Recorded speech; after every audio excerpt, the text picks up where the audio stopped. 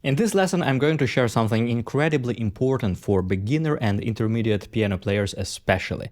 A key principle that will help you memorize music much faster, and also I will share a crucial advice on technique that will allow you to avoid most common mistakes. I've also created a free PDF guide for beginners with 6 common pitfalls and how to avoid them, which you can download by following the link in the description.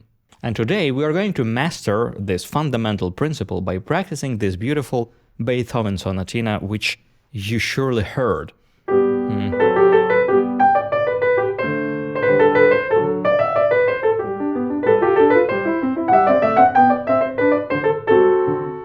So this is a lovely piece, and actually, if you want to master this piece, you can check out my comprehensive step-by-step tutorial on this piece, working together with me on interpretation, on technique, on different types of touch, and many other things which will allow you to grow as a musician. Simply follow the link in the description. And in this video, I'm going to share with you just one fundamental principle and 3 technical tips that are necessary to make it work. So the problem is that many learners, especially at the early stages, try to memorize music one note at a time, because of course you see one note and then another note and then another, so you have a lot of notes to remember. But a much more effective approach would be to think in terms of hand positions, a so-called positional thinking. And this is one of the main reasons why fingering is so important, because good fingering doesn't just tell you which fingers to use. It actually helps you to organize your hand movement and organize many notes into a unit of information. So you remember multiple notes as just one thing. And this is a magical thing, actually. It really allows you to learn music much, much faster. But for this, you have to actually get it, how to do it. And a short disclaimer, very often there is no one correct fingering. So sometimes there might be different fingering options, and with experience you will be very good in quickly deciding which fingering is best for this or that spot. But if you're not sure yet, or if you don't have enough experience, it's best to find different editions of the same piece, editions that offer fingering suggestions, and just compare them and choose which one works best for you. So what is a position? A position is a specific particular placement of your hand on the keyboard where you can play all the required notes without moving your hand. So for example, in this sonatina, the whole first bar, this is just one hand position. That's why this fingering 1, 2, 3, 1, 2, 4, 5 is the best for this spot, because it allows us to organize the whole bar into one hand position. As soon as you shift your hand to a new location on the keyboard,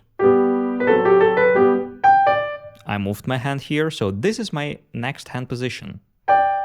And then I shift it again for these 2 notes, and shift it again for these 2 notes.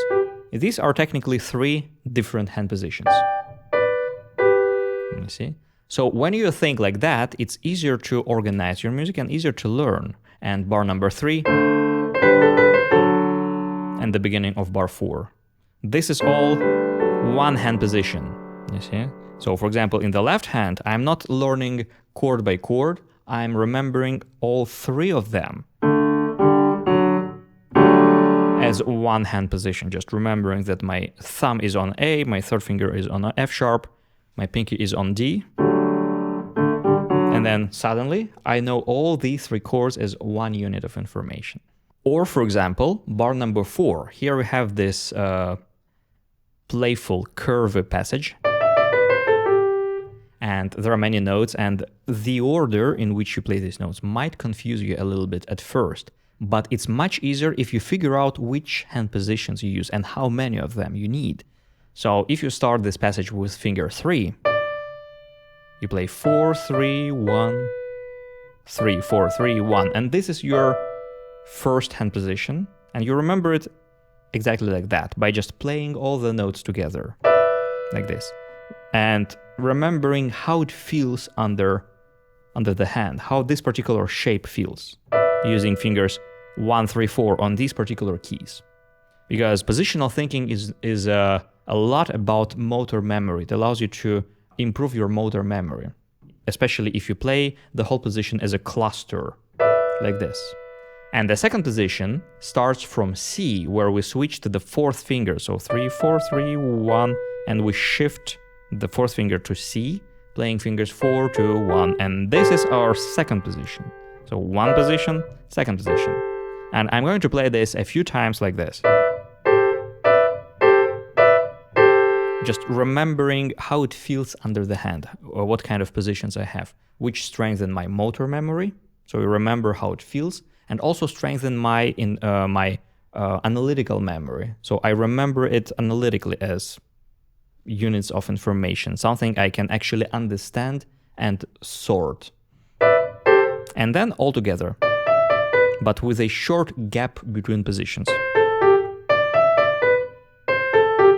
And playing with a short gap between the positions also helps me to assign, like, this position is one box, this position is another box. So it helps me to get clarity, to understand. And when I can understand this like that and play it smoothly with a small gap between hand positions, I play all together.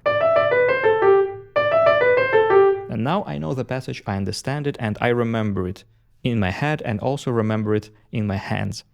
So your assignment for this week is to go through your pieces, whatever you're practicing right now, and try to apply this approach by thinking positionally and remembering your music positionally. And please write me in the comments, how was it? Did it help you, or was it challenging? And now let's speak about technique, because technique is very, very important when it comes to position changes. And there are three fundamental technical aspects that you must know and must master in order to play piano really well. So the first technique is thumb under, when we have something like a scale. Like, for example, in bar number 15, here we have scale. So when we have such a passage, when we have to switch position by moving to the thumb, it's very, very important to prepare that position in advance. So while I play fingers 2 and 3, I already prepare my thumb. But what is important is to support each finger really well. Like when I play the thumb, I support the thumb really well. The other fingers are relaxed. When I move to the second finger, I relax the thumb really well. I support the second finger. The second finger now holds my forearm. And my thumb can relax.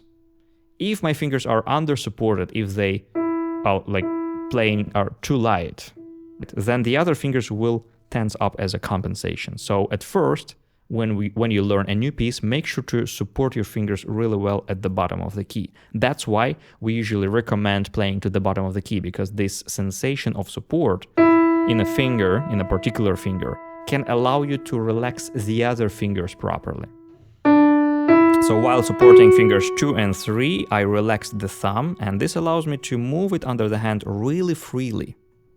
So this muscle between the thumb and the second finger has to be absolutely relaxed while I do this motion. So experiment with how wide you can move your thumb under the hand. For example, I can move it all the way to C. For example, yeah, maybe not too quickly, but in a slower tempo, I can reach C without tension. So check out how far you can move your thumb under the hand without getting tense here. And as soon as I play the thumb, I transfer all the weight to the thumb. Now the thumb holds my forearm, and the second finger releases really quickly and quickly moves to the next key here. And what is also very important here is that we don't collapse the wrist, because this is a very, very common mistake. Whenever we play the thumb, the wrist goes down. Yeah? And then, of course, nothing works, and you have a lot of accents and you feel awkward. So what is very important is that the thumb doesn't really lay at the key like that horizontally, because this will provoke that falling wrist all the time. The thumb has to be a little bit angled toward the key, and when I move to the thumb, I withhold the wrist at the same level, at the key level here, which means that I have to tense up the nail joint and basically all the joints of the thumb, and also this part of the wrist here next to the thumb. The other parts of the hand and the other fingers have to be absolutely relaxed here. then I can prepare the second finger really freely. So this is the first technique, when we switch positions towards the thumb. Now the second type of technique, when we switch positions in the opposite way. For example, in bar number 13, we have those running down scales. So how do we switch positions here? It's a little bit similar, because we also have to withhold the same wrist level with the thumb, and we also have to have some tension here. So as you see, piano playing cannot be without any tension, because then we will just have overcooked spaghetti fingers. We need some tension, but we have to know where and when to have it. So here, you have to feel some tension, some stability in the joints of your thumb and in the wrist here, next to the thumb. This part between the thumb and the second finger, this muscle, has to be relaxed, because this allows you to flip over the other fingers while supporting the thumb here. So this part works, this part is loose. Then you are able to do this very quick and very free motion without lifting the fingers, without climbing over, but loosely, like this. Like that. And you prepare the finger, you see the second finger goes to the next key while you play the thumb. So even when you practice really slowly, move your second finger, flip over the second finger really quickly, like this. Flip over. You see, I prepared well in advance, but without any tension. And while I prepare the second finger, it's still relaxed, you see. I'm not working with it yet. I'm holding the weight of the arm only on the thumb.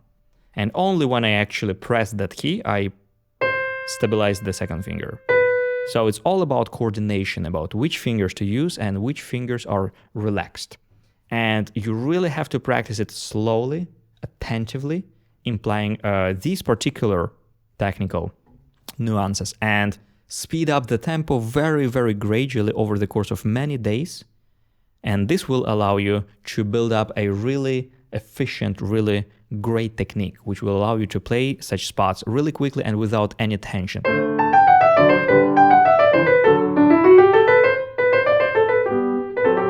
Yeah. So this is not a very quick process. You have to be patient, because what usually happens is that students play such passages slowly, correctly, but then they speed up too much and they end up with older habits. So you have to rebuild your habits and be patient about it, speeding up your tempo very, very gradually.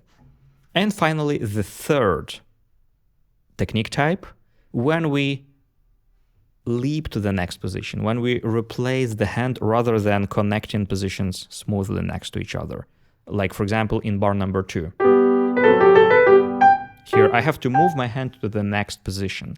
And it doesn't really matter how long is the distance, because I can as well move here. Yeah, even with that kind of distance, the technique is always the same. Whether you move your hand a little bit or whether you move your hand to another register, doesn't matter. It's always the same technique. And for this technique, you must master an ability to play piano not only by pressing the keys down like this. Yeah, because everyone can do that. Just drop your hand down and you get the sound. But not everyone can play the piano the opposite way, on a bouncing off motion like this. What happens here is that the finger presses the key down, and as soon as you feel the bottom of the key, you kind of like push away like this. So that's your motion. And simultaneously with gently pushing away with the finger, you raise the forearm. The forearm has to be really light and ready to lift off, like this. But this happens simultaneously with the finger. So the finger bounces off the key and the forearm is light to go. And the finger must relax simultaneously with this lifting off motion. Like that. See, make sure to release the fingers really quickly and fully. So this is not working, you see, because my fingers are tense. You have to let it go. So this will allow you to release the fingers, move your forearm to the next position, with relaxed fingers, and only when you actually feel the surface of the keys with relaxed fingers, only then you activate them. Yeah, so also work patiently, developing this skill. Also in bar number 2, here we have 3 position changes and we have the same logic.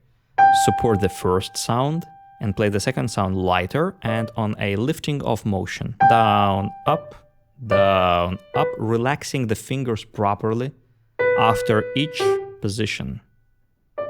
So the last note of each position, and this is like the principal rule, the last note of each position in piano playing is played on a bouncing off motion with an instant relaxation of the fingers.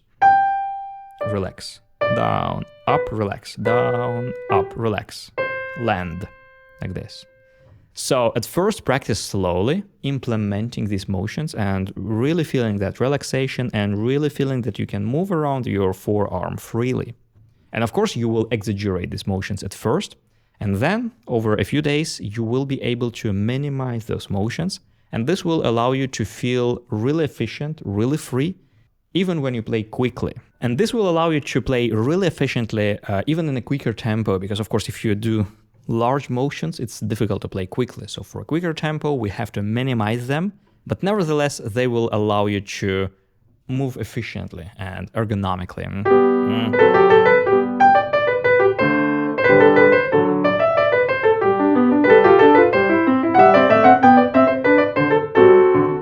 You see, so I do the same motions, but now they're really tiny. So these were the most crucial tips which you have to know about piano playing, and if you want to master this piece together with me, check out the link in the description, and don't forget to get your free PDF guide for beginners by following the link below. Thank you for watching this and see you next time.